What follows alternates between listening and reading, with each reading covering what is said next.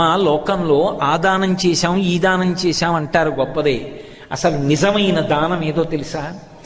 గొప్ప దానాలు చేసిన వ్యక్తిగా కీర్తింపబడేవాడు ఎవడో తెలుసా? మహాదాత అని కీర్తింపబలిచిన వాడు ఓర్పు కలిగినవాడు. తాను కోపాన్ని పొందడానికి కావలసిన శక్తి ఉన్నవాడయ్యుండి అవతల వారిని ఇబ్బంది తన శాపము చేత పెట్టగలిగిన వాడయ్యుండి కూడా అలా చెయ్యకుండా నిగ్రహించుకుని ఓర్పుతో పావు కుబుసాన్ని విడిచిపెట్టినట్టు కోపాన్ని విడిచిపెట్టి నిలబడిన వాడున్నాడే, వాడమ్మా దాత. వాడు చేసిన దానం ఎవరు చెయ్యరు. ఎందుకని మీరు ఆలోచించండి.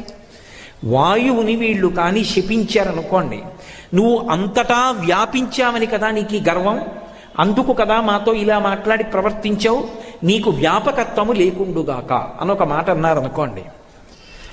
ఆ వాయువు చిత్రం ఏమిటంటే అశరీర శరీరేషు వాయు చల